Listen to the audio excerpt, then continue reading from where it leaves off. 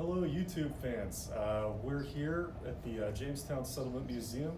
Luke Pecoraro and Kate Gruber of our curatorial department to talk to you about Virginia's newest state holiday, Juneteenth.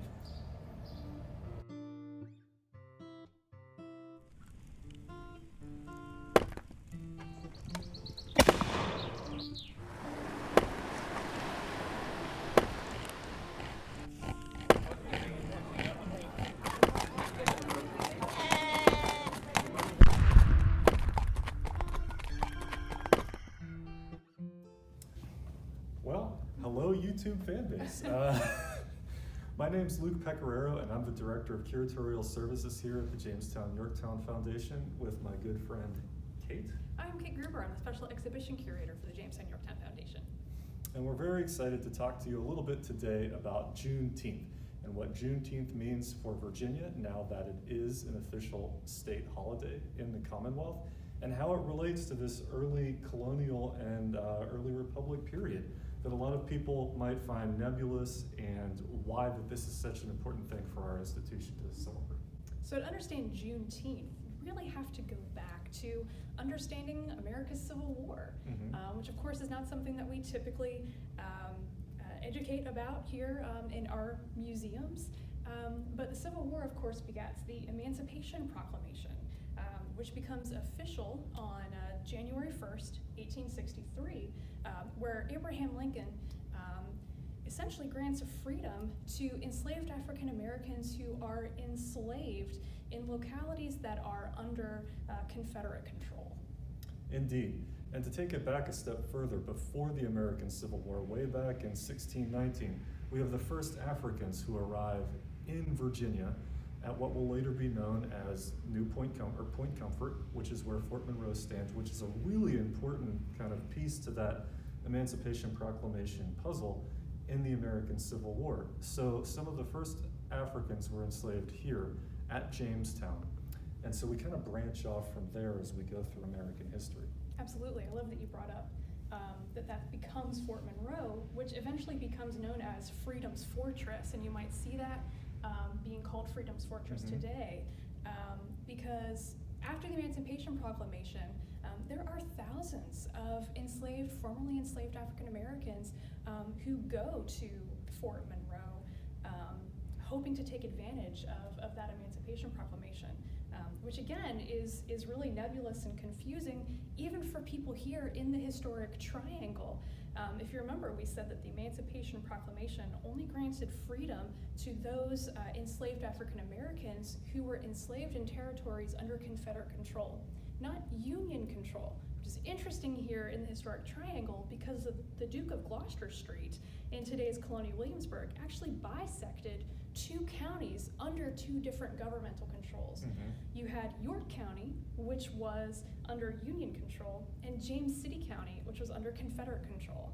So those African Americans enslaved in James City County, they were under the Emancipation Proclamation, but those enslaved in York County were exempt from the proclamation. But we know that enslaved African Americans actually ran to Jamestown Island and established a community together, and those enslaved African Americans ended up going to Fort Monroe. Indeed, and as you rightly point out, Kate, this is a very important thing for Virginia because at the outbreak of the American Civil War, Virginia has the largest population of enslaved blacks across what is the United States. So many of them make this long journey from the western portions of the state all the way out as far as Charlottesville, where the University of Virginia is, Wise County, places like that. They're coming eastwards to be able to get to places like Fort Monroe.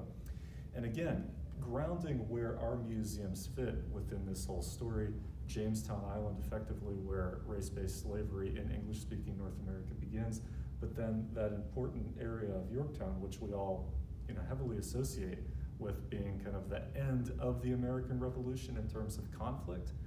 There's a Freedmen's Bureau settlement set up there, and I think that's really interesting that you point out that distinction between Union control and Confederate control that you have in this Tidewater region in areas where our two museums now sit.